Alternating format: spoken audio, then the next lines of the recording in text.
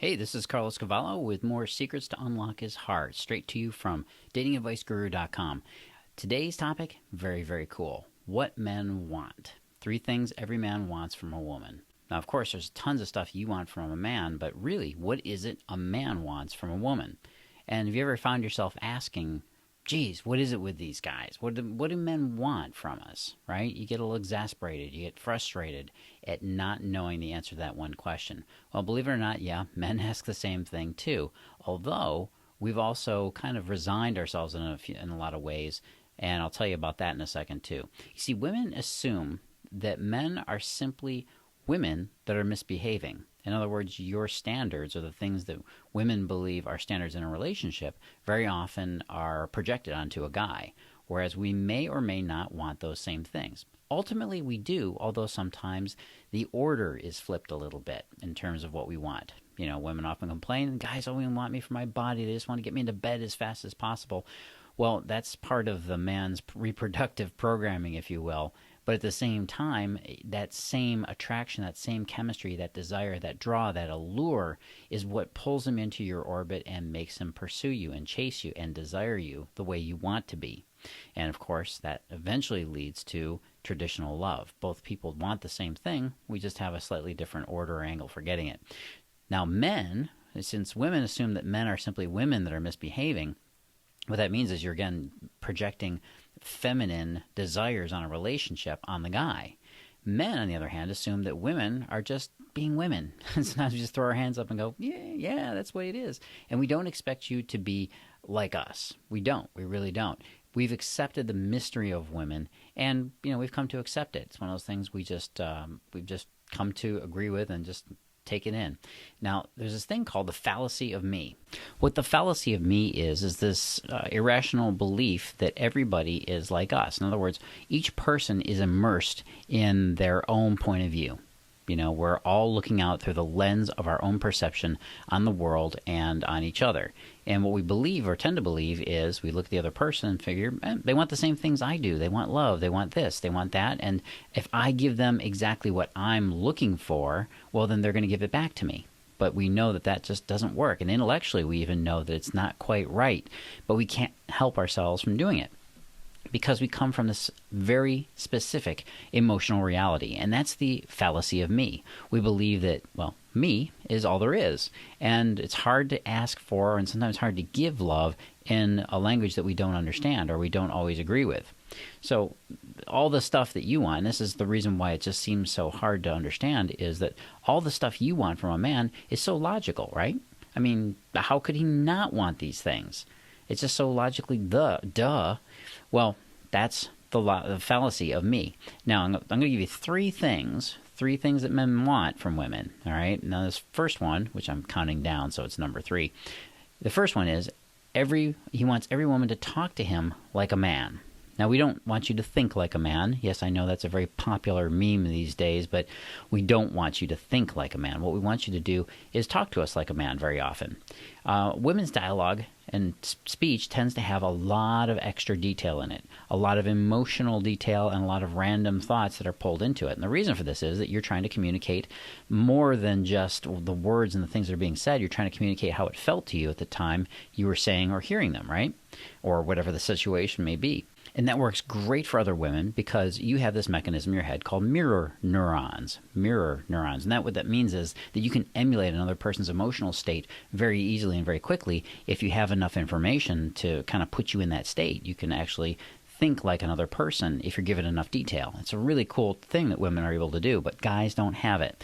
You see, guys look at the situation from a very objective point of view, and they make a few calculations, and they come up with a judgment on the situation, complete with a plan of action, and there you go. Voila, that's their solution to it. They don't understand sometimes that you're just venting or you're trying to relate an emotional state to the guy. You're not really looking for a solution. So one of the things you can do is, of course, to let him know up front. If you're just venting or if you're just explaining something, tell him, say, hey, I don't need a solution to this. I just want to share this with you. And then he'll know, oh, okay, I'll shut up. I'll just listen. That's one of the best solutions for that. The number 2 thing the guys are looking for from every woman is that you got to remember that men want to be respected and admired more than we want to be loved. In fact, feeling respected and admired is how a man feels love. Most women never figure this one out, and it just totally wrecks their chances with most guys because they don't understand how this mechanism works. See, a man wants to be respected and admired more than anything else. That's his particular, that's the universal love language of men. That's how a man feels loved. And there's this fallacy of me again, right? We all assume that the other person must want what we want, so we give them love the way we want to get it. If you want physical reassurance and physical affection, you give that to him. But maybe that's not what he's looking for. Maybe he's looking for situations, or he's looking for specific signals, rather, that would tell him that he's respected by you. That is far more important, and you'll see a lot more, a change in attitude, if you will, if you can communicate that to him. Now, the number one thing that men want from every woman is we want to know that you know how to get close to his heart, that you know this path, and you know how not to do it. In other words, we don't want to get involved with a woman that's going to be bumbling along and stumbling all over our emotions in the process of falling in love with us, because we know how painful that can be, especially because most guys don't think that women really get them. And unfortunately, a lot of guys these days are actually right about that. How to get close to a man? Well, it's not the way you see on TV or in the movies. Now, what happens in most of these romantic movies? What do they show? Well, they typically show a guy who is a bumbling fool. He falls for some girl because she's just an incredibly desirable woman and radiates this aura of light, and he falls for her. And of course, he's a bumbling idiot that needs to change his ways, and he goes through all this stuff to change himself to win her over. And what that does is it really fulfills a romantic storyline in most women's heads. That's very much something you want, but at the same time, it's just not realistic. That's not what you really want. You don't really want a guy that's a major fixer-upper project, which, by the way, never works because most guys don't really change. You've got to choose them right up front in a lot of ways. So if you want him the way you want him, then you have to know how to choose him as well. Again, TV and movies, not a good way to do it. It's a cute story, but bad romances come from it. You've got to know exactly how to get that path to his heart that is not what the common media would have you believe. See, real-life attraction between two people is a very predictable pattern that you can predict and you can recreate at will. All right? Here's an example for you.